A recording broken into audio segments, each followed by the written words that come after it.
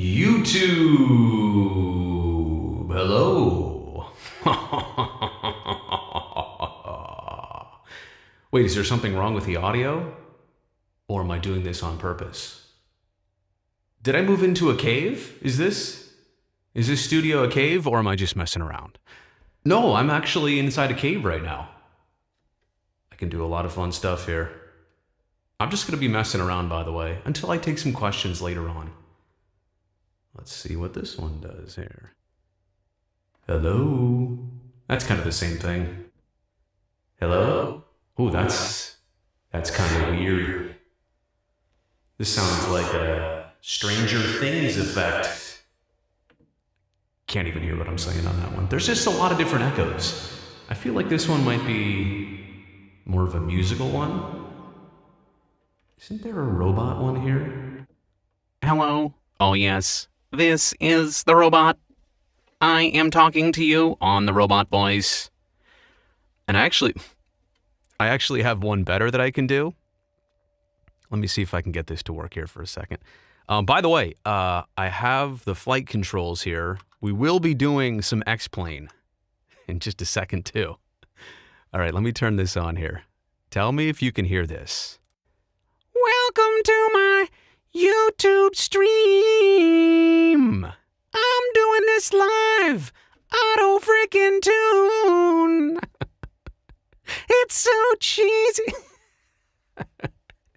This stream is the worst thing ever. I'm actually still getting used to Autotune here. I'll turn it off. Autotune's interesting because you kind of have to sing like that right there. And if you actually sing off key sometimes, it kind of finds the key. It finds the right key to go to. There's a whole plugin here that I'm not getting right. Maybe if you're good at music, you know what I'm doing wrong.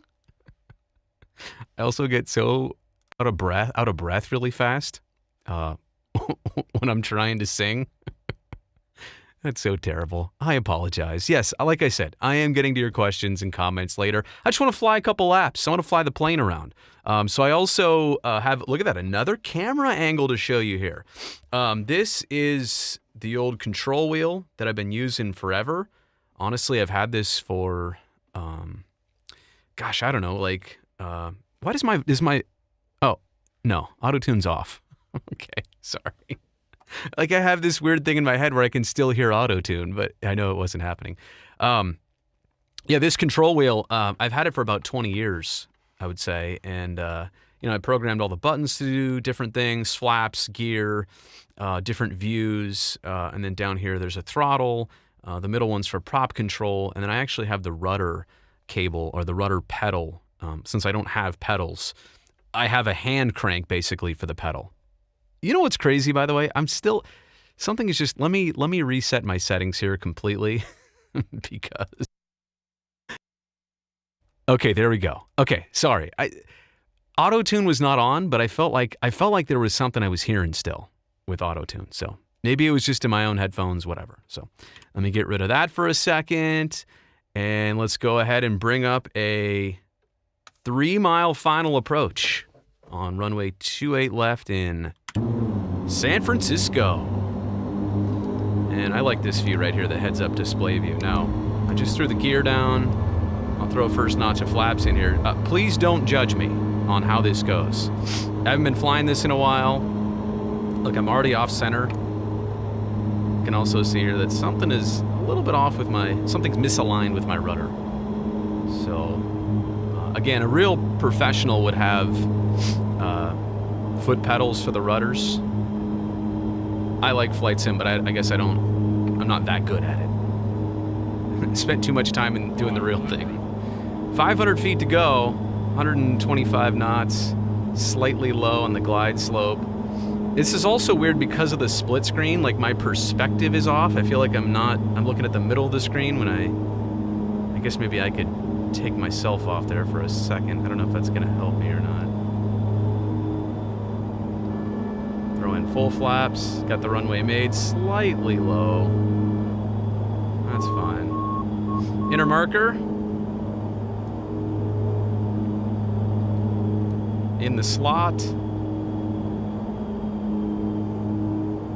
See if I can land this baby. Hit the touchdown markers. It's kind of like dusk right now out here. Hold the nose off. See if I can give you that view right there. Whoa! That was a firm one. But you know what? That's the thing about this. You can never really accurately land the plane on flight sim. Let me take out my flaps, throw the power back in there. We're doing a touch and go. We'll do a touch and go. We'll fly around a little bit here. Let me get to flying speed, 95 knots, rotate. Positive rate, brakes, gear up. There goes my gear. Oh, wait a second. The sound effect already happened long ago, but now the gear's finally up in the belly. So anyway, yeah, I've done a lot of this over the years. Nope, you don't want to see that shot. That's the shot you want to see. You don't really need to see that. That doesn't do anything for you either. I guess I could put on this view. Now the problem is I can't see it on my monitor. Oh, there we go. Now I can look at it over here. The beautiful Bay Area, just kind of flying around. Now, if you're wondering what all this stuff is on the screen, airspeed on the left, altitude on the right, obviously adding attitude here in the middle. Now, if you look down there, straight ahead, that would be downtown San Francisco where the nose is pointed now. I'm just kind of making a right turn here off runway 28 left. You can kind of do some aggressive flying here. Stuff I would never, ever do in real life, nor can you. Like I said, nor would you want to. I'm going to come back around and make another landing here.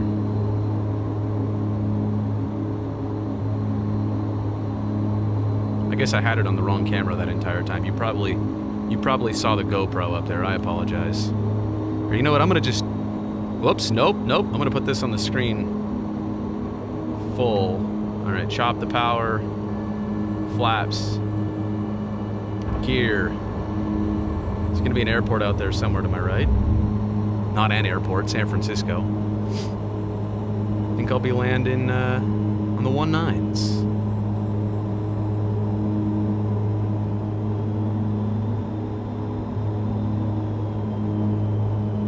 Hard right turn all the way around here.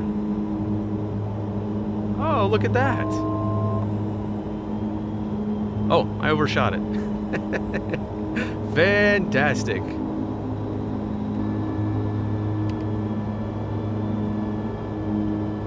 So here we are. We'll take 19 left. I can make that. TCAS alert. TCAS alert? Yeah, because there's other airplanes at the airport. 500 feet to go, 118 knots, a little bit slow. Obviously, I'm a little bit, well, way off center, but probably a little bit low, too. I'm not even over here on the glide slope yet. Way high, but I've got a long runway here to land on, so. Pappy's telling me, and now I'm looking at right in the slot, too white, too red. Slow it back here. See if I can put her down a little bit softer this time. There we go. Oh, yeah. Right there. Right there. All right. Have you seen enough? Have you seen enough? I should have put myself on the screen there for just a second. So I will be taking your questions and comments. And let me take a quick glance as I quit X-Plane for a second. Come on. Let me out of here. Let me get back to YouTube. All right, there's a bunch of stuff here, and I'll get to it here in just a second. Let me unscrew the old control wheel. This is fine here how I have it, but it's getting in my way. So, yeah, look at this. I hook it right into the desk. And I'll take that off. I don't want to unplug it. It's still hardwired into the back, so I'll just leave it over here. Off to the side for now in my gigantic home studio. Just kidding. My tiny room here. My tiny broadcasting room. All right, let's see what we got here on the old chat. Can I bring this up here? All right, let's begin with Jessica. Hello, it has been a minute. Oh no, Is my Q&A messed up here? I'm seeing like it's not keyed properly. Andrew, hello. Let me see how that one looks. Yeah, something's going on here. See how your guys' name, they're supposed to be like not transparent right there? Yeah, that one's on me. Let me see if I can fix it real fast. This is not what I was planning on doing here. All right, I'm looking at the downstream key. Oh, I see what it is. I think it's supposed to be, let me try something here. No. Oh, that wasn't it. Sorry about this, everybody. Okay, I think it's like that. No. Yeah, that should be it, but it's not it. Isn't this really good? It's exactly what you tuned in for, right?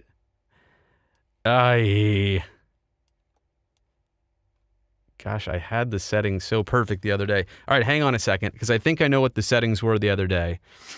I messed with this. I shouldn't have. And now I'm paying the price for it here on my live stream. 6.5 and 100. So let me try that. Sorry, everybody.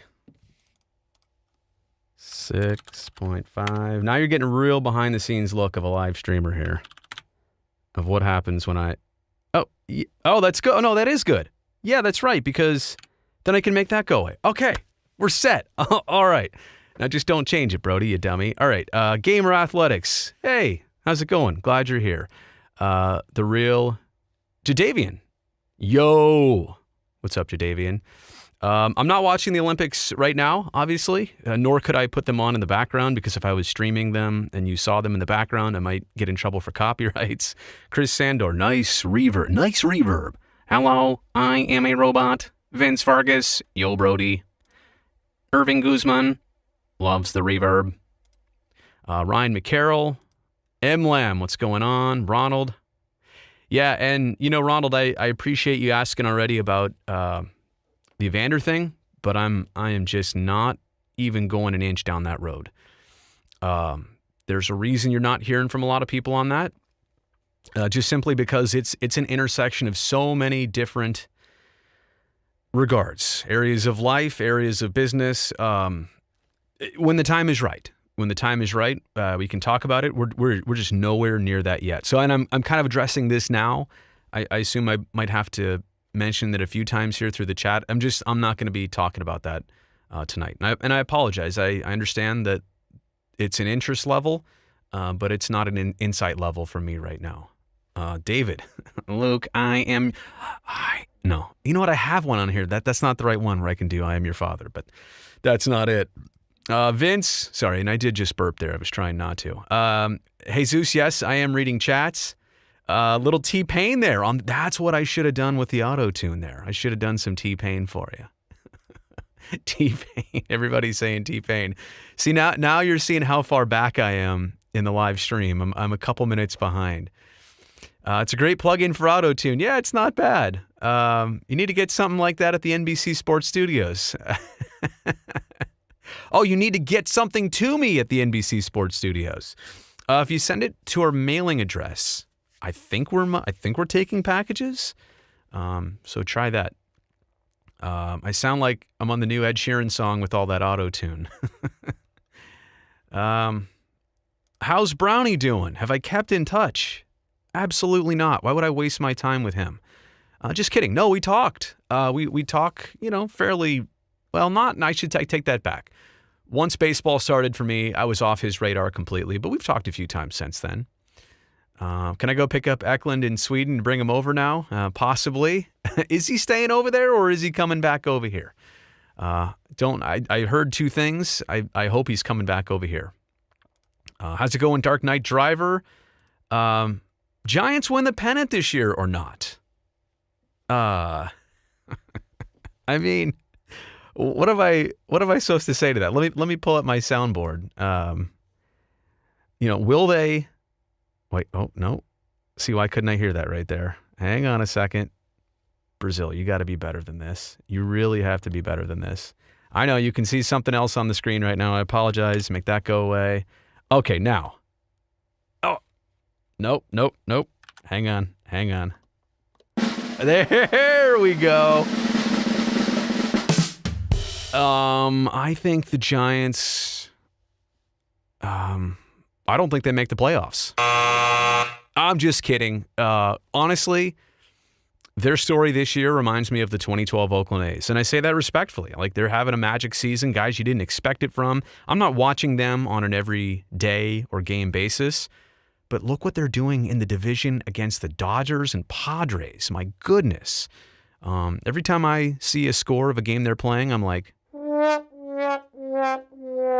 not what I wanted to see. But credit to them because they're doing it. And I know. Hey, Giants fans, hang on. Bear with me. I don't hate you guys. I just want to see you lose. It's not that hard. Come on. You know I got to play. You know I got to play this up. You guys know I'm kidding on most of that stuff. All right, let me see what else we got here. Drop them likes. Yeah, you know what? And if you're here right now, honestly, if you're here right now, let me see if I can get this to work. No, shoot. See, look, that's not how it's supposed to look. Can I do this one? All right, I can do this one. What? I'm having a really tough technical night here right now because I can't go from the chat. Oh, but that's good, right? So that works, the chat, to then this. Why won't that work all of a sudden? That's really bizarre. But I can tell you right now, subscribe to the channel if you would, and thumbs up on this video. I'm really trying to build out this platform to get more things out there that you guys like, that I like doing, and have it go to more people. That's what matters most. What did I just push right there? Are you serious? Are we doing a baseball show right now? Oh my goodness. This is the biggest live stream technical disaster. But I guess you're truly getting to see everything tonight. Let me do like this. I'll do it on this camera. Hello, I was originally named Puck Up, if you don't remember, but I decided to change it because people would have to be careful on how to pronounce the name. Yeah, you know what? Puck Up. Don't puck up when you're reading the name. Sharks fan 8080. So I appreciate you telling me that. Did I see the video of a guy stealing a plane? Yeah. You know, I do remember that. A guy stole a Dash 8 somewhere in the Pacific Northwest and flew it around for the intention of crashing it. I remember that. It was very sad, actually. Do I think the goalie search is over? Is it Reimer and Hill? Could there be another deal or flip? Look, you've got the veteran presence of Reimer. You've got the future promise. Ooh, I like that. The veteran presence and the future promise between Reimer and Aidan Hill. Now, I just saw that Aidan Hill is going to go through the arbitration process, or at least start it. But I really like that tandem. I really like the fact that Reimer is a known commodity. Hill is an up-and-comer. You're hoping for that next big thing. Let's be honest. This is the way it works in the NHL with goalies. You don't hear a lot about some of the best until they've already debuted and they've already kind of made that splash. And Aidan Hill's been around a little bit with Arizona. I totally understand that. He's a desert dog. Oh, shoot. I don't have... Do I have any sound effects for dogs here? I used to. Oh. He's a desert dog. Or was a desert dog. But anyway, I think the tandem is great. I just think they needed a fresh start at the goalie position. I still think there were some defensive issues with the team to be solved and to be sorted out through, but I think they're set on those two. And you could kind of understand that Koshinash in that transaction just maybe wasn't ripe enough yet or wasn't going to be part of their immediate plans. They needed something for the here and now. This wasn't a Sharks team where they could have a veteran presence and a guy for 2 years from now. They need a goalie for right now, and also one to back him up who's a completely known commodity. And you see what I just said there? I just said that Reimer's going to back him up. Do I actually know that? I don't actually know that. I don't know how they're going to split time coming out of camp. Maybe a position is to be won. Maybe the intention is to start with Hill, see how that goes. But isn't Reimer on a multi-year deal? I mean, I really don't know. I mean, starting Reimer makes sense. look at his career numbers. They're pretty good. They were great with San Jose. And maybe he can catch fire too. So I don't know how the balance is going to go between them, but I feel like right now with them, you've got a goalie tandem that you're going to start with, and you're going to see how this goes and where this goes. And on that note, do I think Aidan Hill will get more money? If not, the Sharks got rid of Jones for nothing. I know you're probably talking, Ronald, just about salary cap, overall situation and the cost of one or / two tandem goalies, but I don't know. I don't know if this will be settled before the arbitration process gets completed. That remains to be seen, but it's interesting. It's definitely interesting to see how that develops. All right, let's see what else we have here. Oh, man, I skipped a bunch of stuff. What's my favorite Sharks jersey of all time? I like the original teals, right? But I'll be honest, the problem is I like the now current throwback to the original teals better, just because it's a little bit sharper, right? The edges are a little bit better, the neckline with the crest. Like they've just put enough updates, the shoulder cap material. There's enough updates on the current, materials and technology to make the old one still look like it. But that's definitely a good one. All right, let's see what we got here. David, I'm doing great. Today was an off day for me. No A's baseball. Got a lot of things done around the house, and now I'm here live streaming for a bit. Do I think the A's will have a deep playoff run this year? Certainly hope so. I think it's been less than encouraging from mid-June until basically even the last week. Now, they have won 4 out of 5. So maybe this is the start of the turnaround. I think a lot of times you don't realize when you're starting to fall in the hole, and you don't necessarily instantly notice when you're climbing out of it. It just happens that you're in it, and all of a sudden it happens that you're out of it. I think the injection of the 4 new players, Chafin out of the bullpen, with Marte and Harrison and Gomes off the plane and in the lineup, and Gomes had a 2-hit game, 3 RBI game the other day, and Harrison turned 2 double plays at second base, and Starling Marte stole 3 bases and got 3 hits in a game. First guy to do that since Coco in 2011. So, small sample size, and I know these guys are trying to make a good impression. I also know they're a bit nervous. Like they've got butterflies trying to, do right by their brand new team. And that's great. Maybe it'll help them, get that extra boost. But I got to say, before the deadline, if they didn't do anything, I still would have been fine with their group. But how can you not like all of the small little additions that were made? And I realize it's not a Joey Gallo coming to your team. It's not a Bryce Harper coming to your team or a Baez. These were little things that the A's needed, and they didn't have to basically mortgage the entire farm. I know Luzardo was given up, and Dykman and a couple other notable prospect names, no doubt. But prospects are prospects, and Luzardo is Luzardo. Luzardo's not a prospect. But to not have to part ways with a single major league player and to get 4 quality guys like that for the specific needs that you had in return, I would love to see a graph of what the playoff odds were for the team. And I know they only rely on wins and losses and how the team does. But realistically, if there was a way to compute kind of the momentum that they have and they gained from that and that they should have down the stretch in the final, 50-something games, there should be a pretty big spike in that graph. All right, let's see what else is here. Which player were you very excited for upon arrival to Oakland? For me, it was 2014 when Samardzija came over for the playoff push. Well, and some would say Lester, too. That deal with Cespedes, man, that was huge. That one came out of nowhere. It's so Chafin is probably going to pitch every other day. And that's great. And I love what I've seen so far. And Harrison is probably going to play a lot every day yet. I don't know. Yan Gomes, after his debut, I don't know how he doesn't play again pretty soon. Keep that hot bat rolling. But Starling Marte, for me, is the player who you're pretty sure is going to be in there every single game and high up in the lineup. So I think if you're asking me, which one are my eyes focused on the most, this is kind of an unfair question. Like I just said, they all add something to your team that's an intangible. That's the reason you went out and got them. But like I said, looking at Marte and the amount that he will likely play the most and contribute to games directly the most, clearly I'm interested in seeing what he does.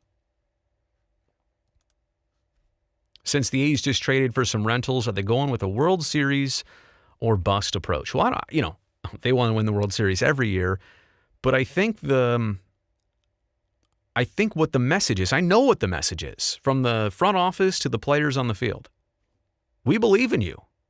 This is not we're replacing some of you, and I understand there are some corresponding moves, and some players are on the outside looking in all of a sudden. But this, from a front office to a dugout, says we believe in all of you guys.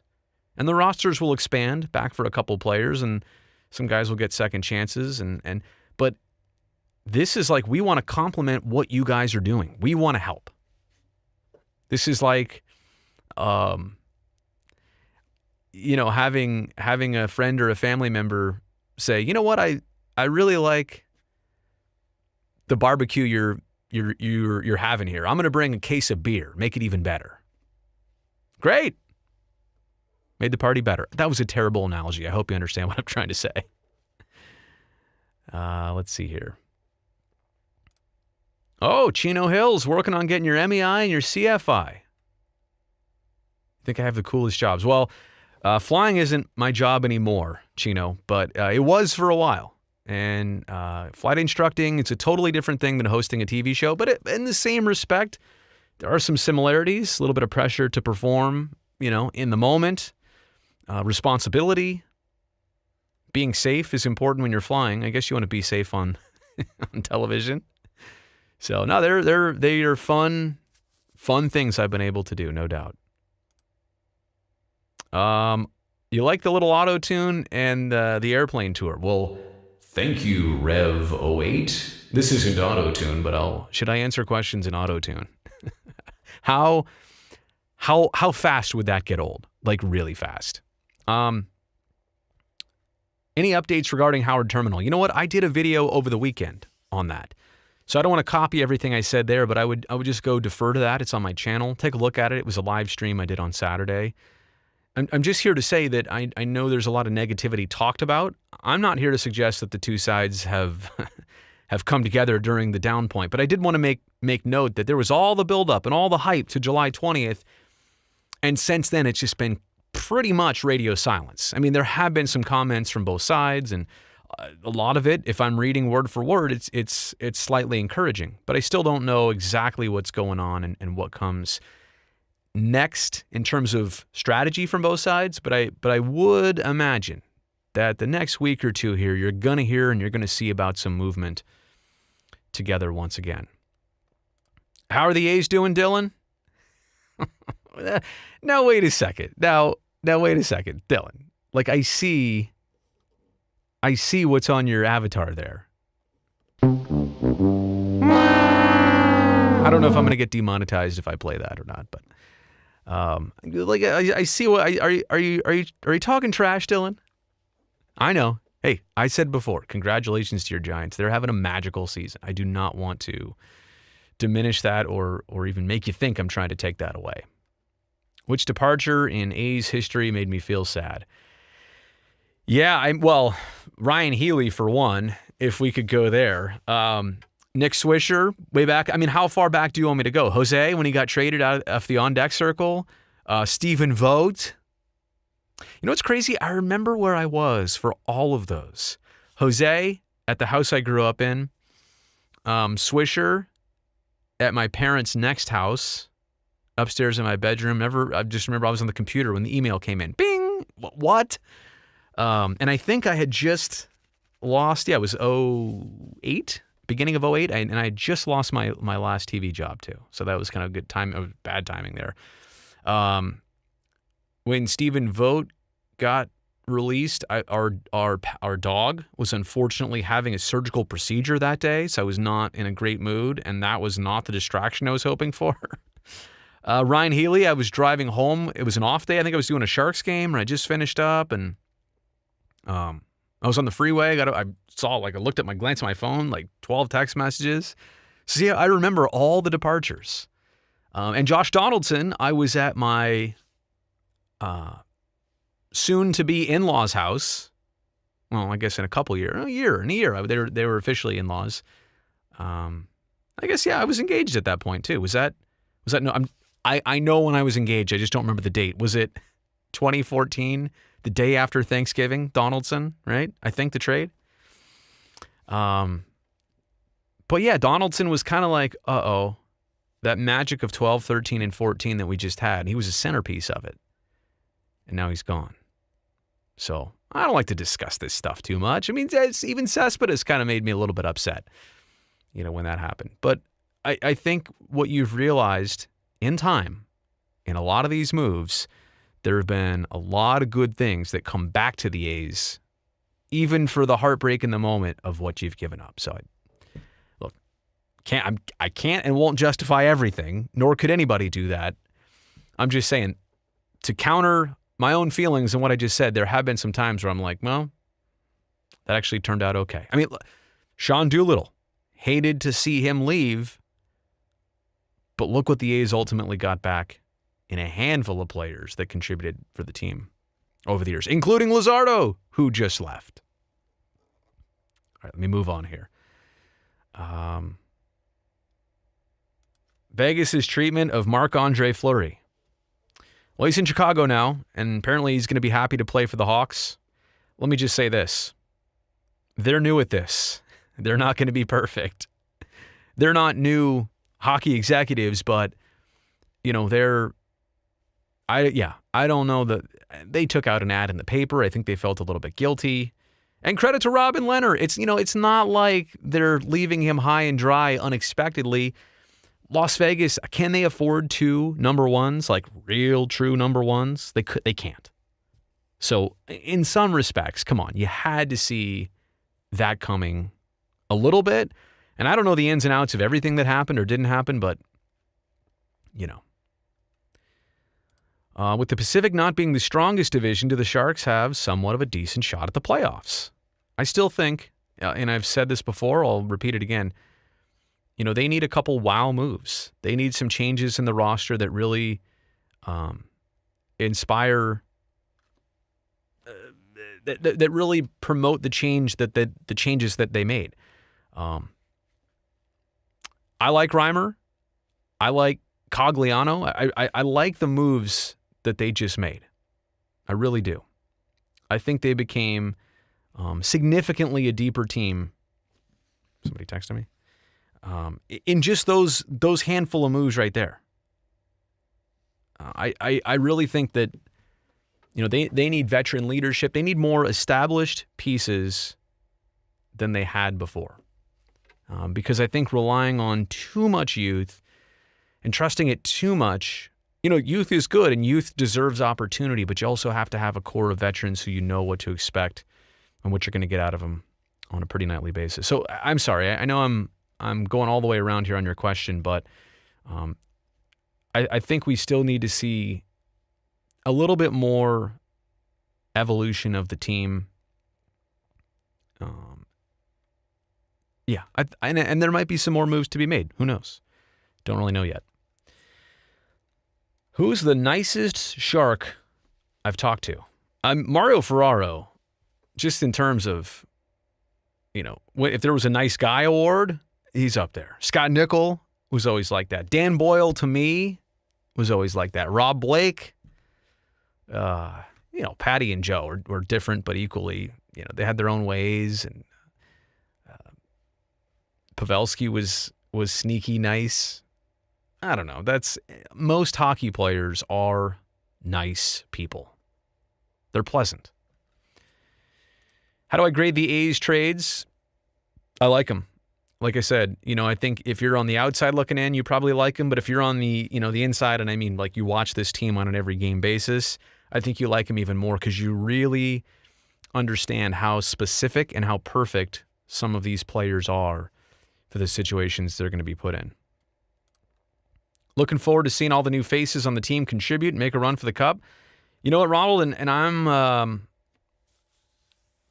curious how games are going to be this year. And we're seeing COVID again on the uptick. And I understand how just getting fans back in there last year was tremendous. You know, I'm positive they were planning for a lot more of a regular atmosphere and scenario going into the start of this season. I don't know how that's going to be. And I'm not just talking here in San Jose. I'm talking across the country. I'm talking about across North America. What are the environments going to be like? I've got a full confidence that fans will be there. But how many are allowed? Are we talking, 50% again or whatever percentage? And look, I'm I'm not going against the local government or recommendations. What I'm saying is the situation. I'm not inspired by the situation. The situation stinks. That's going to dictate what teams are safely able to do. Will Tony Kemp have a daughter or a son? You know what? Just a healthy child. I didn't really know about their past, him and his wife. They'd tried before, and now it seems, I really hope that this opportunity gives them everything they've always wanted in being parents. I saw that today on Instagram. Very happy for Tony Kemp and his wife. That's a great moment when he's already known for a while. Now he feels, they feel comfortable to share it. That's tremendous. And I guess the timing of it, I forgot how many weeks along the pregnancy is. Seems like an off-season thing. I mean, so that should work out, just make life easier, right? Let me see here. What else do we have? How much do you think this season will impact the Howard Terminal Ballpark? I mean, not really. I don't think anything the A's are doing on the field right now. The only real stadium/team relationship would be this. As soon as they know, as soon as the front office knows, you got a new ballpark coming, then you can and should plan your team and time your team out accordingly to that point. If you're David Forst and Billy Beane right now, I mean, they've said this all along. They've said it to me, especially David. The way that they see the stadium and being able to know that revenue will be more so they can spend more, they can't really do that until the shovel's in the ground. And even then, maybe natural delays and this and that, but at least it gives them the time frame of, all right, start the clock. As of right now, I get it. Dave Cavill and the business side of things, they are trying to start the clock. But if you're asking about how baseball is impacted by Howard Terminal, this season is not. Maybe by next season they know a few things. By April of 2022, then we start to see some movement, contracts, players, longer-term deals. And think about that for just a second. Think about the dominoes that are going to fall. Sorry, I'm going to digress here. In fact, you know what? I'm going to do this on multiple cameras. Actually, you know what I'm really going to do? Where is it here? Just dream with me here for a second. So you get Howard Terminal, and the ballpark is done. Oh, no, not done. You get Howard Terminal approved. Everybody's excited. And then you know what you get to do? You get to start counting down the games at the Oakland Coliseum. How fun is that going to be? Right? They can put a big number up there and say, I don't know, 192 games left. I hope not. No, that would be like more than 2 seasons. Come on, Brazil. 164 games left. No, 162 games left. That would be 2 home seasons, right? How many home games? But then you get to have a countdown there. And then you get to start looking at your roster in a much different way. Just dream with me here for a second, right? You see what I'm saying? All of a sudden, you go from being a fan base that's, pressing for this season to go well, pressing for a ballpark situation to go well. Soon as Howard Terminal happens, think about the next domino and the domino after that. Yeah. All right. Sorry. I lost myself there for a second. But you understand my point. A lot of good things are going to happen. As soon as this first domino can fall, others will be right behind it, and they'll be great too. All right. Let me see what else. Hey, as long as you don't AOL like someone. What, puck guy? What are you talking about, Eric? I mean, I don't know what I was referring to or what you were commenting on there. Is it true that the regional sports network of NBC are going away at the end of this year or next? Who will cover the A's games regionally? Jaden Alexander, thanks for your question. So I think the confusion, and I've addressed this a lot actually, and not your fault, Jaden. Hang on. Oh, sorry, I pulled this up because you know what? Never mind. I was going to do Autotune on it, but I was going to be super silly, but I won't. NBCSN, the national network of NBC Sports, is going away. And a lot of people confuse that because they saw hockey was a part of that. And the other thing is the NHL on NBC will cease to is now done. Will cease to exist next season. So a lot of people saw that and said, well, what about NBC Sports California? Isn't that the same thing? It's not. We're a regional cable channel. NHL on NBC was a national hockey package, and NBCSN was a national cable channel. So, as of right now, and I don't know why I'm just knocking on wood. There's no rumors or anything. I'm just knocking on wood for good fortune. Nothing's changing regionally right now. I'm just knocking on wood. I'm just making sure. Like, I don't know anything. No, I'm just. Yeah. Can I just be, a little superstitious? That's all. Wait a second. Is it Mitya? Mitya, wait, let me do the wait a second. Really? You know what I do? I ride the Peloton. What? Why that one? Wait. Of course I'm in good shape.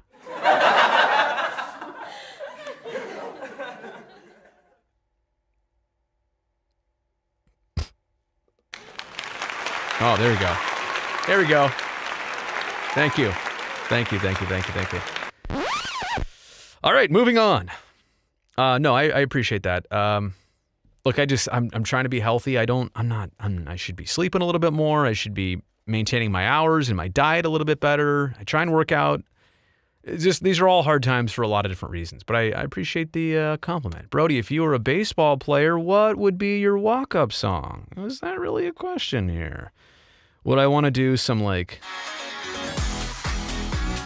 now batting, number 6. Oh, you know what? Where is the dude, Dick Callahan? Oh man, I got to do this every live stream. Rest in peace, Dick Callahan. This one's for you. Leading off for the Athletics and playing second base, number 6, Brody, Brazil. Oh man. And Amelia does a great job. Amelia Schimmel, new PA announcer. She's awesome. I got to reminisce about Dick Callahan, this voice of my childhood, and Roy Steele even before that. They're both no longer with us. And that's what makes Amelia so special. She's following in the footsteps of legends, and she was a part of hearing their voices too. So I know what I'm saying relates to her as well. But man, Dick Callahan, nicest guy ever. Nicest guy ever. But I'd probably go with some Taylor Swift 8-bit. Yep. I just want to say, shake it off. And I don't want to play too much of that. I'm not sure if that's copyrighted. Now batting. Oh, wait. Now batting. Oh, no, wait. Let me try and do this here. Now batting. Nope, that's not it either. I need a bigger. Here we go. Now batting, number 6, Brody, Brazil. I should do somebody else. I'll do it right on the drop. Now batting, number 37, Curtis Brown. He's playing left out, by the way.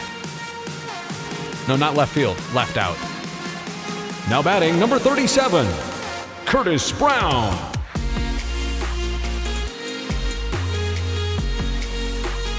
Yeah, it's the job I'll apply for someday. But I realize I have to pay my dues. Like, I just start in the minor leagues, probably start doing high school baseball, PA announcing. I'd bring all this expensive equipment, though, so I could have effects and a soundboard, stuff like that. Oh, man. Yeah, I got some great sound effects here. Anybody having a drink right now? Felix, you just got here. Am I even taking non-sports related questions? Of course. I mean, as long as they're relevant and appropriate, absolutely. When will the A's raise the payroll? I honestly don't know. Yeah. Well, no, I mean, I think it is intertwined with Howard Terminal. I mean, that is what every other team pretty much does. Do I miss COVID hair yet? Oh, not one bit. Speaking of that, you know what's crazy is months ago, I would have said, oh, this hair right here, this is short. But I'm actually going to get it cut tomorrow. I think this is going to be haircut number 3 since I had COVID hair. 1, to chop it, last time, and now this next time. So, favorite non-Sharks player? That's a good question. Like, who's a guy? Coach Charm, I'm going to have to come. I mean, are you saying favorite person as a player or actually favorite player to watch? Honestly.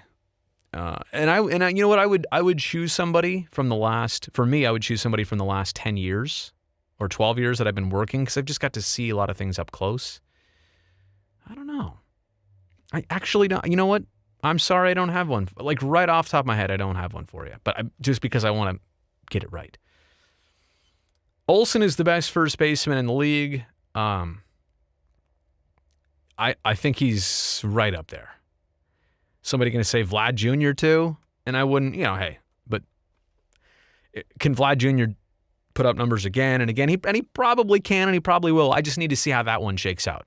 So as of right now, if it's a toss-up, even if it's close, I'm giving it to Ole because you know what he can maintain. Have I ever played any instruments? Have I ever thought about dabbling in music? Felix, that's a great question, man. You know what I really, if I had the time and I had the energy, I'd like to just, I started on piano when I was a kid and I completely lost it. I just did it at a very young age and never went back to it. And I would like to walk into somebody's house and see that they have a piano there and just all of a sudden be like, do I have piano music here? I would like to just pop in and be like,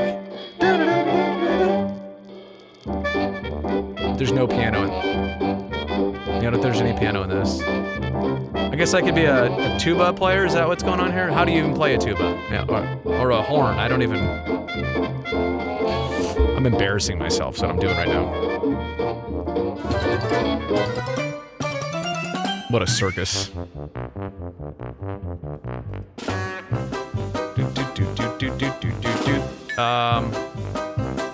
see what else we got here on the live chat. Man, there's a lot of questions. All right, let me try and buzz through as many of these as possible. Oh! Next in Hero 91. And I'm sorry, let me... Circus music, go away, stop that. Okay, I appreciate you jumping on the super chat. I really do. I said this at the top of the live stream, but I also realized that was 49 minutes ago. There are way too many intersections here of personal and professional life, sports and non, and family. And I am not going to go even 1 inch down that road. I'm not ready. The situation's not ready. It's not appropriate yet. So I apologize that I can't answer your question. Nor do I really want to. I mean, I have, everybody's got thoughts. What are mine worth, honestly? At this point, and as deep as things are, we're not talking about a game that just happened or this or that. I mean, I trust that there will be an appropriate time to say more about this. And I will compose my thoughts respectfully and appropriately for that time. But just now is not that time. So I'm sorry about that.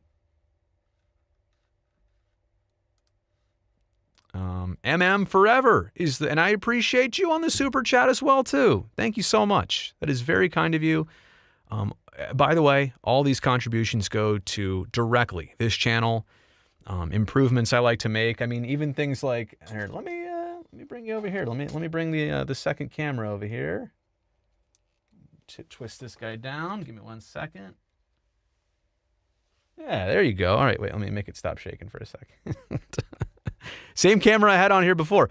There's some phone numbers here I'm going to cover up here, but all the stuff here, equipment and costs for streaming, and I always try and add some bells and whistles to this as I go. So all the contributions go to that. I do want to make it very clear. Okay, but let me answer your question. First off, the silence of Dave, part of it was a vacation that he was on. So that was completely planned. And right before that, he was in Las Vegas for a handful of days. So the tandem of those two things equates to basically the 2 weeks that you haven't heard much from him. Now, a part of that is also strategic too. I don't see it as a bad thing that both sides take a step back. It got heavy. It got hot for a minute, right around July 20th. A lot happened really fast. So I'm okay with this time to let it sink in, let it process, digest, figure out where we're at, recalibrate. But this is also on the YouTube video that I also have on my channel. I highly suggest you check it out. It was a live stream on Saturday. It's literally 15 minutes on this very topic about how there was so much buildup and how there hasn't been much since. But I don't mind that. But I do think it's important pretty soon, sooner than later, to keep these two sides moving closer together. Now, Mayor Libby Schaff made some comments to Channel 7 the other day indicating that further talks have already happened, especially between lawyers, and that they're already working on paperwork that is the binding agreement. Now, I'm just repeating what I've heard, what I heard her say. That's highly encouraging if true. I don't know. We haven't had that confirmed from both sides. But she also pointed this out too, which I think is a fair and important assessment, and that is, if you look at the overall scoreboard of things that are agreed with and things that are disagreed on, like the things that are left, there are some big things. Like, how do you come up with $352 million and other stuff? Okay. And affordable housing is part of it. The non-relocation agreement, I think they've worked that out. But the point is, like, they've agreed on more things than they disagree on. It's just that the disagreements, they're big and heavy pieces. And they're going to require some more work. So I don't think game over for Oakland. I don't think so by any means, but I do think that coming back to the table, further discussions, and operating now in unison, if that is a possibility, I think that'd be a great development for this situation. So hopefully I answered that. Again, I appreciate you, forever. Being there in the super chat. Oh man, how many more comments did I miss here? I apologize. Let's see here.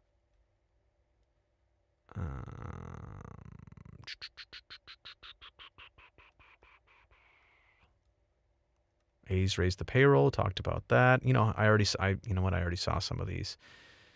Will the A's get the usual 97 wins this year again? You know what? At about the 100 mark, they were on pace for 91.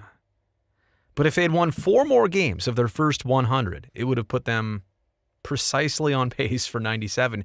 And I think we all know in the A's first 100 games, there were at least 4 games that slipped immediately out of their hands. So Dave Stewart said this the other day, and I think it's pretty accurate. He saw them between 91 and 95, and probably on the higher side of like 95. And the other thing about it is 95 could still win you the division. 95 should definitely get you in the playoffs in the West or in the American League, albeit the wild card. But I think that if you want to make that accurate yet conservative, realistic guess of 95, I'm okay. I'm good with that. That would improve an uptick. That would suggest an improvement, an uptick of the A's final 2 months here. I think that's coming. If they have a really big uptick, yeah, then they'll hit 97 again. But that's another great question. Will the A's get to 97 wins again? How trippy is that? 2018, 97 wins. 2019, 97 wins. Last year, even in the 60-game season, 60 games in 66 days, the equivalent of 97 wins. If you extrapolate it, literally the equivalent of 97 wins. So it would be unfortunate if they didn't get there. I also think what's amazing still, some people predicted them to win. Did I see 79 games? Somebody predicted that going into this season? What a shame. I know they lost Semien. I know they lost Hendricks. But come on, the core of the group. Andres has elevated his play lately. The bat was really only, unfortunate for the first month. He told me in a recent interview that he had some other things going on, that he's way past and he's way more comfortable now with his teammates at the plate, everything. I still think a lot of players have even more to give, that we know what they're capable of. We just haven't seen it from them yet. All that, and add in the 4 new players with Chafin, Marte, Harrison, and Gomes. And the hope, look at, you now have, with the 3 position players, Marte, Harrison, and Gomes. Those are 3 of the top 5 hitters for average on the team. Just added. That alone should help them with the 1 or 2 more runs per game that they've seemed to need a lot lately. And that's why I'm saying here, their pace down the stretch, I hope, upticks and gets them back closer to a 97 win pace. You get the 97 wins, I think you're flirting with winning the division. Let's see what else we got here.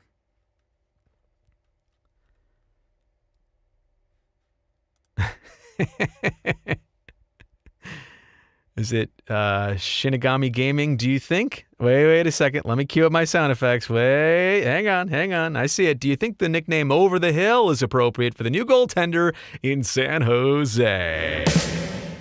Oh.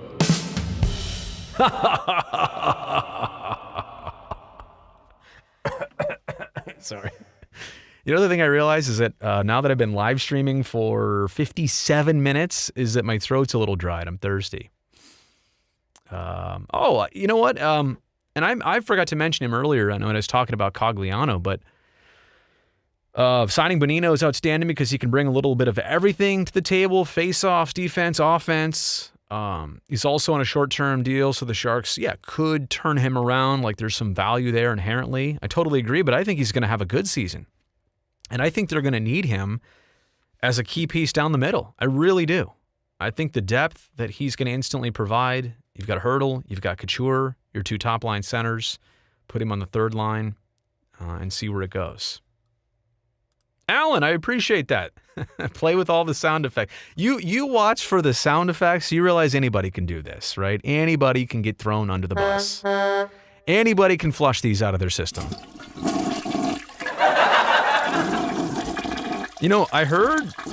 I literally, and I see the sound effect here, so I have it, but I also heard this, that, okay, wrap it up. The cable cars in San Francisco, they just opened back up today, finally, for the first time during the pandemic. That's crazy. All right. Let's go back to some more questions here. Will, you're going to the game tomorrow? I do hope they can get a win, too. That would be great. Just took 3 of 4 from the Angels. Quick 2-game series against the Padres. The Padres without Fernando Tatis Jr., he's got that shoulder issue again. He says this time, if he can't get it right and assured that he'll be able to play down the stretch, that he may consider the surgery that's necessary, that they all know is necessary to correct it. But he won't play in this series. Let's see here. That's a great question, Ghost Charm. And didn't you ask me something earlier that I was just didn't have on the top of my brain? Oh yeah, favorite non-Shark player. But let me address this. And I think you have a great selection there in Timo Meier. A player who last year didn't have the numbers that we know he's capable of. And also this, I have a hard time judging anybody on last season, the way it shook out, the way it played out, starting off in quarantine basically in the hotels for 40 days for the team.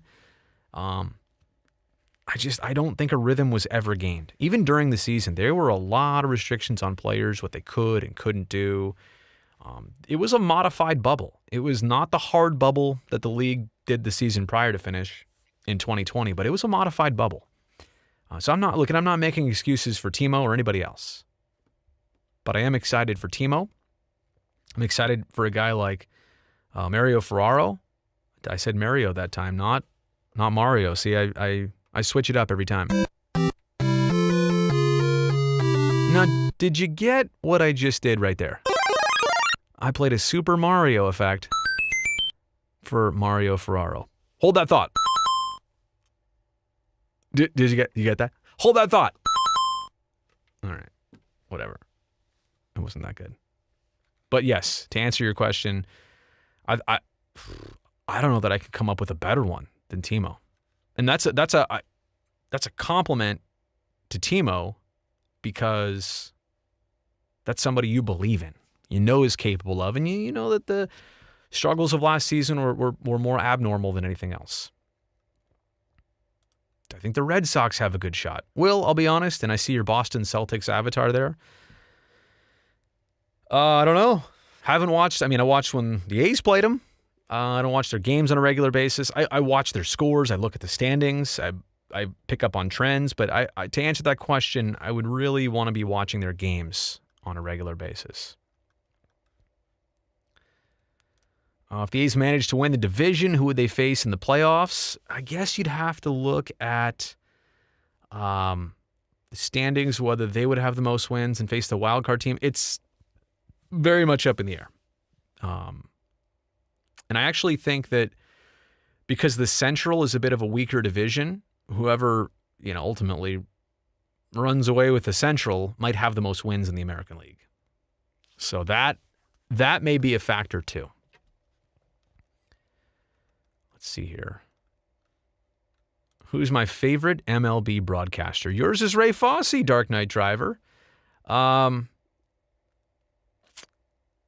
Well, there's a lot of good ones, but how could I not say Glenn Kuiper, Ray Fosse, and Dallas Braden? And apparently from the last weekend, Dontrell Willis and Shooty Babbitt. And how about the pregame show? Well, the host is terrible, but all the analysts are great. Do you want me to play this? A's Baseball on NBC Sports California is brought to you by Brody Brazil's live stream. Come on. Oops. Come on. You know I'm messing around. Is there a good stadium on here? Hello? Anybody out there? Hello? Hello? You know what I haven't done in a while is give me 1 second here. Oh, I know you're seeing something you're not supposed to there on the screen. I haven't done this, but I will do this. Boom, there we go. Let me pull this up here and pull that up and assign that to, I think it's under special processing. All right, hang on a second. I did this earlier in the live stream, and I realized that was an hour and 4 minutes ago. So I'm going to do this again so you can all get this full effect. T-Pain in the house, yeah. Autotune on the YouTube live stream, yeah. It's a Monday night. Wait, is it Monday? Yeah, it's a Monday night. You realize we could not have this on. Wait. Oh, I know. Now I know what to do. Hang on a second. Where is it? I know it's in here somewhere. A's Baseball on NBC Sports California, yay. So awful. Why are any of you watching this right now? What are you doing? What are you doing with your lives and spending this time with me like this? Oh, shoot. Hang on a second. I know. I got to bring that up. All right. Now you can really see behind the scenes of how much it takes to it takes to make a live stream work here.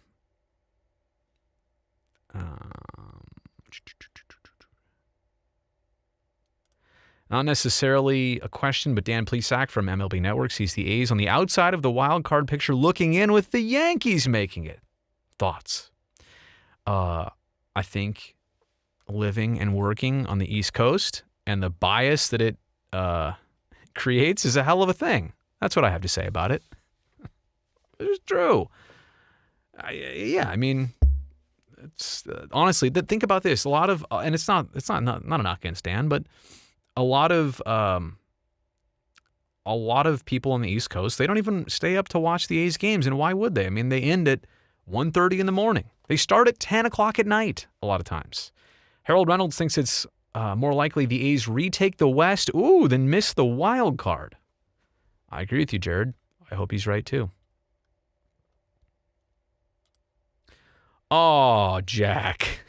Giants are going to lose their whole team to free agency?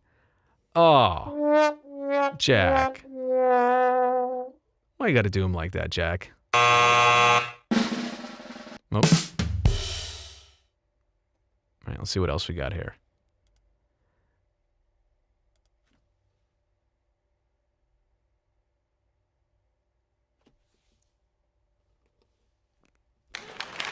Oh, no, wrong one. You know what? I got to try that again. Hang on. Let me get rid of that one. All right, here we go.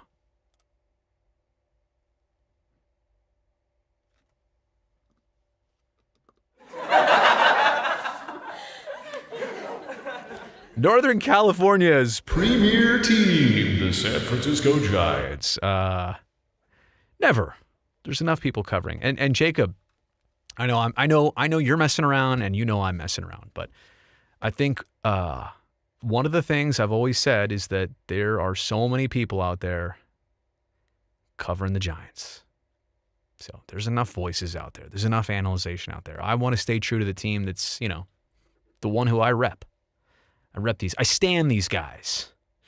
I stand them. I don't even know what that means. I think I'm saying it right. Okay. My thoughts on Jose Canseco's MMA career? Jose. They call me Jose! And I'm Mark. See, now that's how you use the reverb right there. I can't play the song because I'll get copyrighted, but The Lonely Island, the Bash Brothers documentary. They call me Jose! And I'm Mark. Not bad, right? All right, let's see what we got here.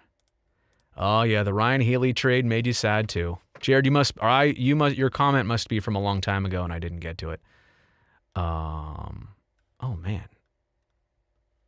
Yeah, I did scroll past a lot of these. And let me just address this again with NBCSN going away. Am I still going to commentate for the San Jose Sharks? Yes. Yes, that is the case. NBC Sports California is unchanged. I know a lot of people also were concerned at the end of last year because I left after about 36 games or so because baseball season started and because of the pandemic. They didn't want me to switch back and forth between the Sharks and A's in the spring months. So I started baseball. I've stayed there ever since. And a lot of people were either under the wrong impression or they were given the impression that I was done with them, and that's not the case at all, as far as I know. So at last check, which was like yesterday or 2 days ago. So I think we're good, but I do appreciate, you know what? I appreciate people asking and clarifying. Let's see what we got here. I'm going to start off as a T-ball announcer. I guess if you got to start somewhere, right? Like here, let me see here. Now batting, number 12, Billy Johnson. Buck Short. Right? Don't they have like a Buck Short player? They have like 12 infielders. What's the song called for Brownie? Oh, the walk-up call. You know what? They're all what's it? It's like a licensed music. It comes from somewhere called Epidemic Sound. And I think what you may have heard was this one. Was it this one? I don't know. Unfortunately, I don't know the title of this one. But there is this one. And then there's that one. I don't think I played that one. Maybe it was this one I played. I don't know the name of this one either. It's called Sick Beat. Literally on my Stream Deck. Here, you know what I should do? This is what I should do. Hang on a second.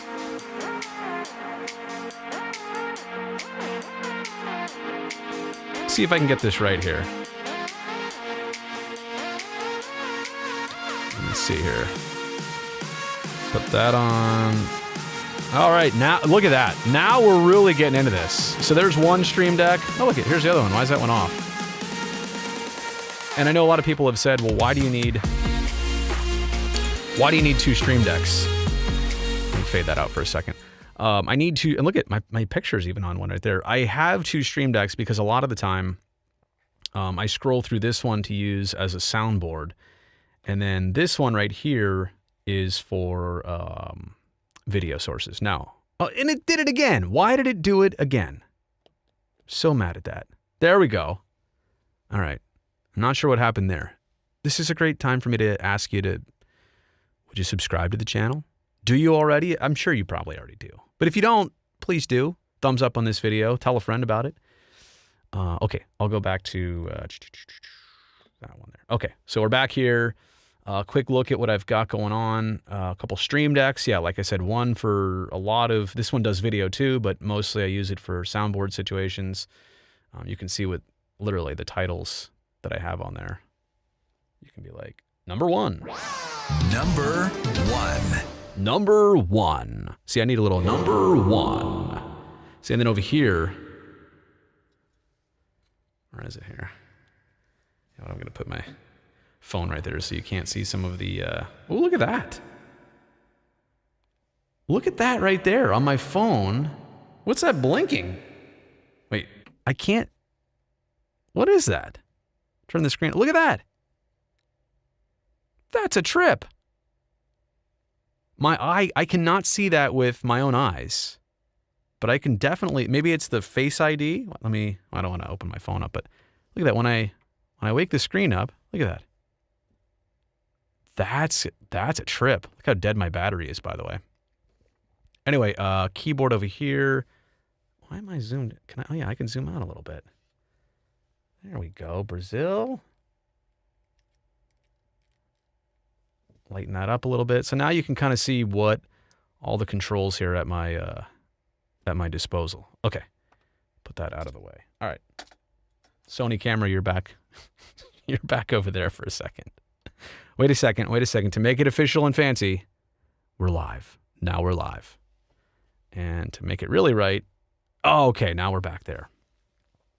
Sorry, Eric. Going back to your question, I don't know what the song is called. Okay. The 360 Nate. 360 Nate. I appreciate you jumping in here on the super chat. I really do. That means a lot to me. How much money would the new Howard Terminal Stadium bring to the A's? Would it turn them from a small market team to at least a medium market team? That's the hope. That's the selling point. Honestly, that's what all the rest of the owners across Major League Baseball would want, is the evolution of a team that gets more, creates more profit, and also puts more into the product. And it's a weird thing to say, right? Like, not like their product is pretty watchable right now, but commits to it, I think, is probably the better way to put it. So the answer, how much money, is the question, I don't know. Specifically, only they would know the books and the projections on that. Let me just say this, though. Like, an idea of tax revenue alone, I want to say that the property of Howard Terminal, just the 55 acres right now, is worth $29 million. And if fully built out, would be worth $7 billion. Wow. Now, the A's are not getting all of that.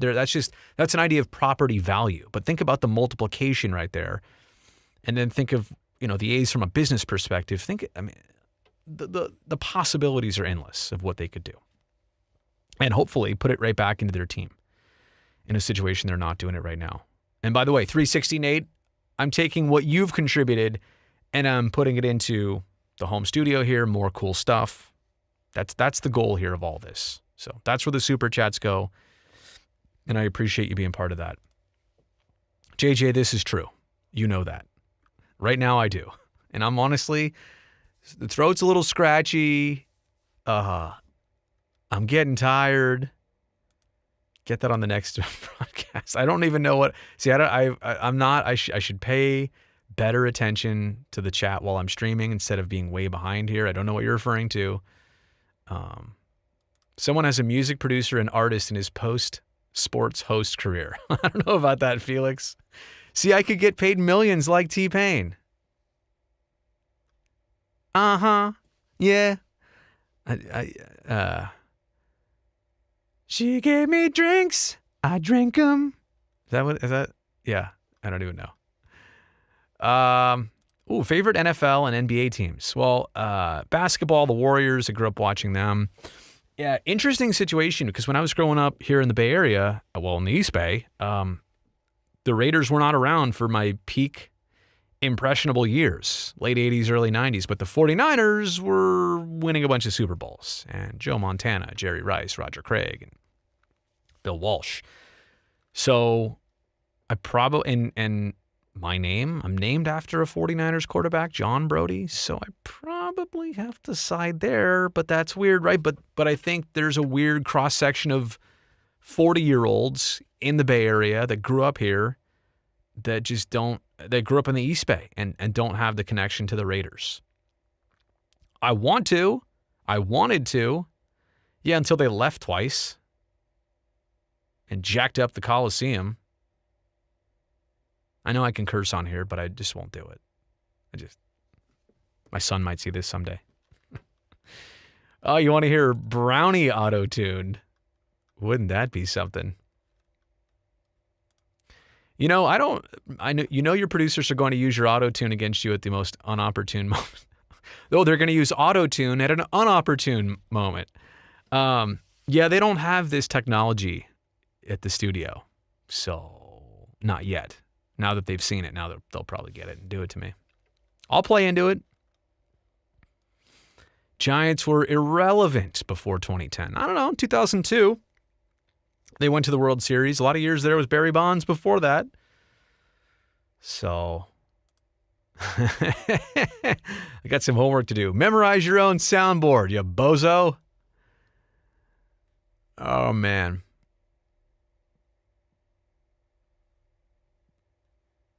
What teams was I a fan of growing up?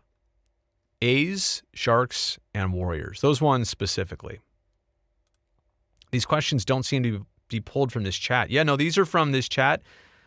Jack, you know what? I am probably a ways behind where you are seeing it.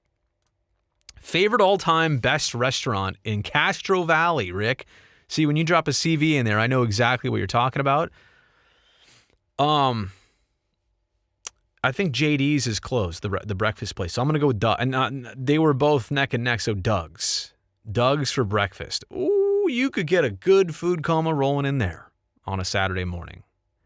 Some pancakes, hash browns, toast, maybe eggs scrambled, corned beef hash.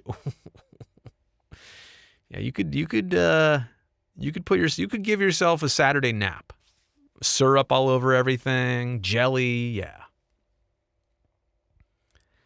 I wonder what location is more lucrative, Howard Terminal or Viva Las Vegas? Sorry. Las Vegas. I like saying that. I don't like the prospect of it. I don't like it, but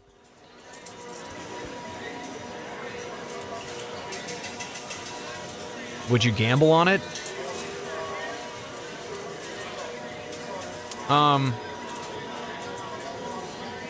Yeah, I mean, I think a major market like the Bay Area with a new stadium in that location.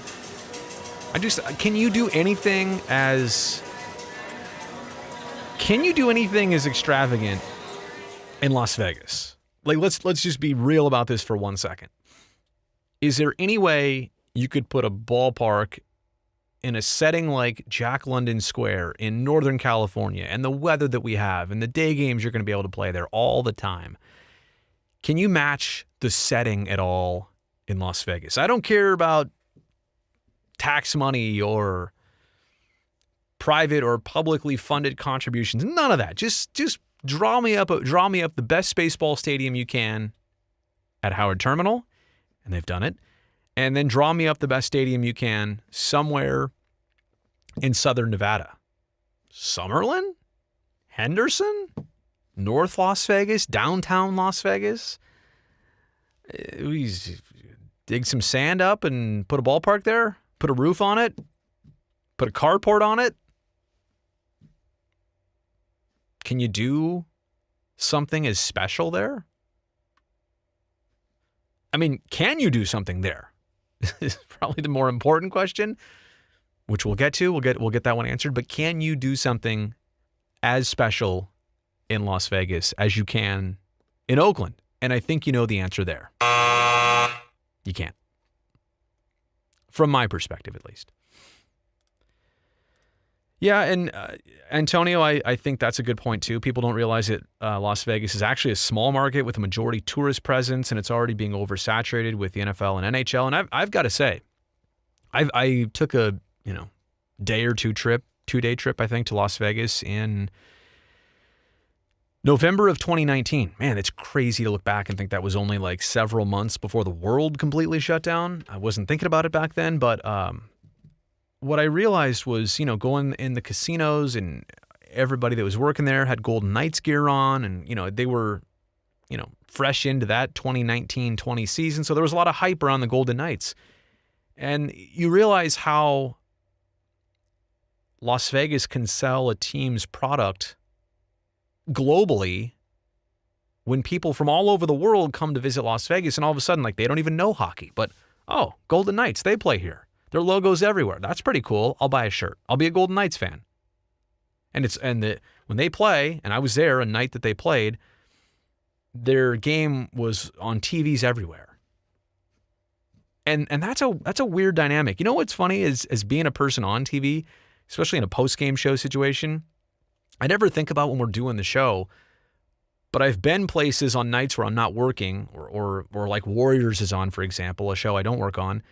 And I see how it's on every TV at a big restaurant. And a lot of people, well, nowadays they're eating outside, but everybody's kind of glancing up at the TV.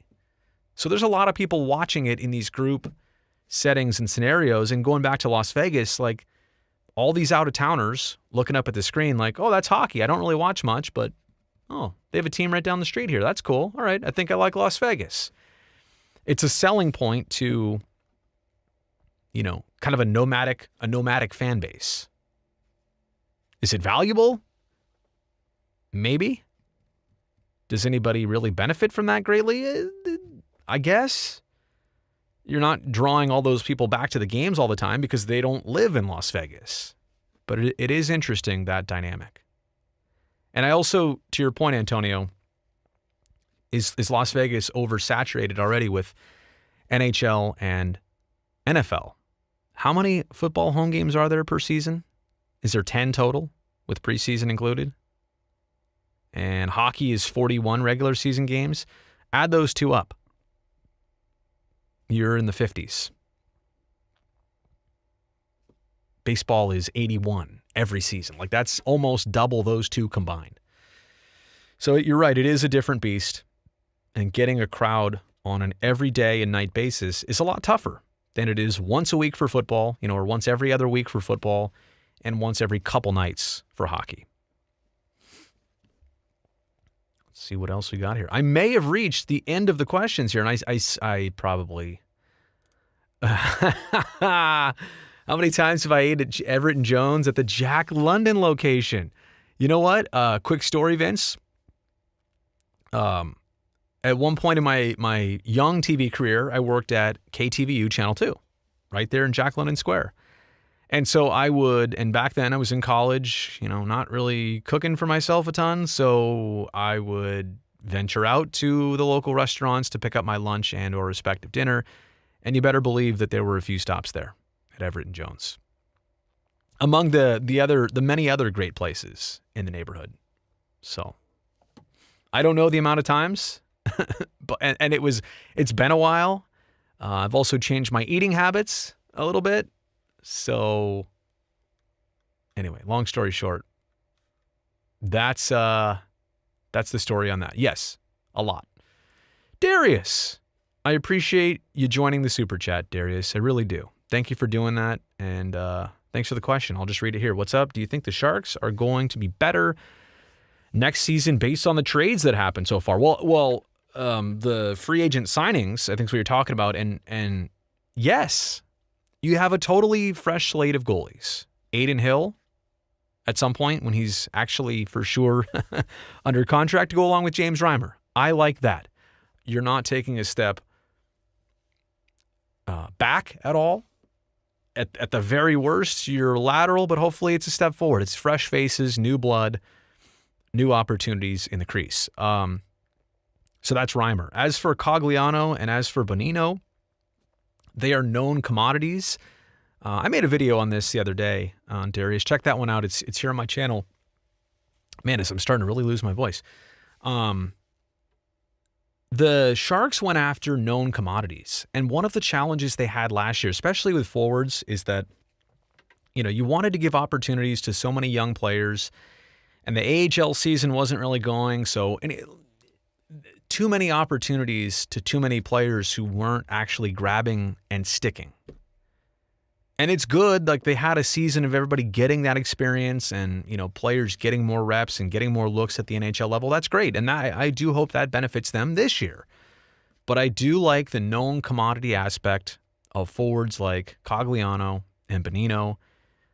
And I certainly hope it was mentioned before, who is projected to have the biggest turnaround season. A guy like Timo Meier. There's so much more there. There's still so much more there. So I certainly hope, Darius, and now here's to answer your question. Yes, I definitely think they're going to do better than next year. But how much better? That is truly the question. Enough to slide into a playoff spot? I don't know. Enough to be consistent, effective on a regular basis, or just enough to have a better record and not be one of the bottom teams. Hopefully it's to have an impact. Hopefully it is a noticeable difference.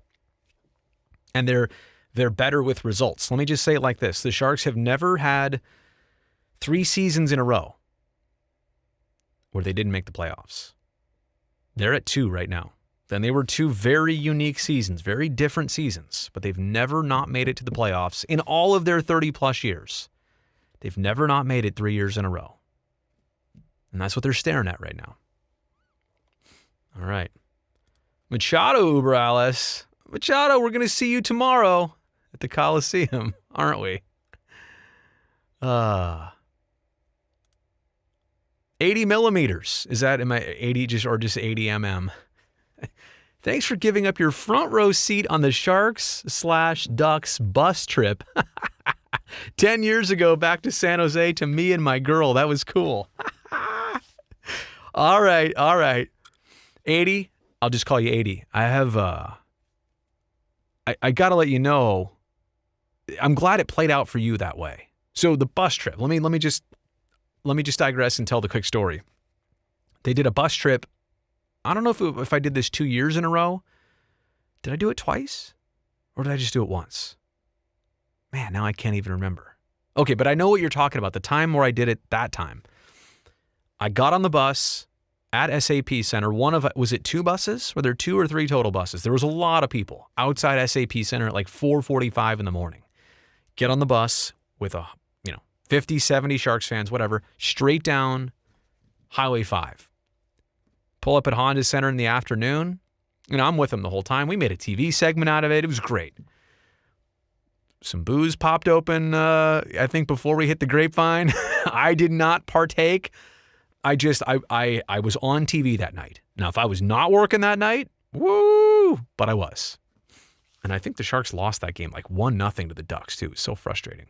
Ryan Getzlaff, it was Getzlaff, Perry, and Bobby Ryan, I think. I think it were those days. Anyway, so I worked the game that night. Now, granted, nobody was up at the hour I was to get on this bus to drive. I think I was living in San Francisco back then. To drive all the way to San Jose to get on this bus, I must have woke up at 3-something in the morning just to start this day. So the game's over at 10:30. I knew, and this was all planned before, I knew that I would not be in the physical shape. And I was wearing a suit at this point. I had to bring the whole suit separate. I was all dressed up. I knew I was not going to be in the position to ride a bus all night long back up to San Francisco, because that's what they did. The fans didn't stay in Anaheim. All the buses came right back up to San Jose. And so I'm glad you got my front row seat. Now, the reason I was sitting up front on the bus is because so I could get all the shots with the camera out the front and then looking back at the most people. But I hopped on the team charter on the way back. I flew back home that night. So that's what I've been waiting to tell you. And I appreciate your super chat. Because of that, I got to be honest with you. I was not devoted enough to ride the bus back. But in all fairness, I had to work that night too. So it was a lot going on. Yeah, I was back in bed sleeping by the time that the bus trip was coming down the Grapevine and going north. All right, so I hope that's okay. I needed to share all that story with you. Any advice I would give to an aspiring sports journalist and broadcaster like yourself? Ian, I appreciate that question. And I say that because it's a much different landscape than when I got into this. But what I'm doing here right now tonight on this live stream, anybody can be doing this. You can be doing this. You can be talking about you can be a broadcaster of your favorite team. Losing my voice. I don't know. I'll just make up some names like the Dallas Mavericks or the New Jersey Devils. I'm the Buffalo Bills. I'm just picking stuff out. But like, let's say those are your favorite teams. Do YouTube videos on them. And what I'm saying is get the repetitions here on YouTube. Because if you can't get an internship or a job, experience is what you're after as a young person. So that's my advice, is to get the experience. And I'm even telling you specifically where, places like YouTube. People can watch your work. Back when I started, yeah, great, I could turn a camera on, talk to it, but there was no such thing as a live stream in 1998 or 99 or 2000 or 2001. It just didn't exist. Or not like today, not like I can do it here from my house. But you catch my drift, right? Like, you can start your career with or without the job. So that's what I would pass along to you. All right. Wow. There have been so many great questions. And again, I really do appreciate everybody on the live chat. You can tell my voice is getting scratchy, and I think that's the end of it. So I'm going to tell everybody, thank you so much for being part of this. Should I play it out with some tracks? I really do appreciate all of you for being here. It was an hour and a half live stream right there. Just going to turn on the music a little bit, sorry. But yeah, that was awesome. That really was cool. If you wouldn't mind, and you haven't already, just hit it up. It's right there. I don't care about this other stuff like Twitter, Instagram, Facebook, blah, blah, blah, blah, blah. YouTube, right now. Trying to grow the channel a little bit. And eventually, maybe they'll give me one of those checks on YouTube too. I don't care about it that much, but it's kind of weird to not. It's like, who is this guy? Are you sure that's his channel? Whatever. I'm just trying to grow this thing. That's all I really care about. All right. I'll play out the rest of this song on the stream, but I do want to say good night, everybody. I'll see you on television tomorrow with a fresh new haircut for A's Pre-Game Live.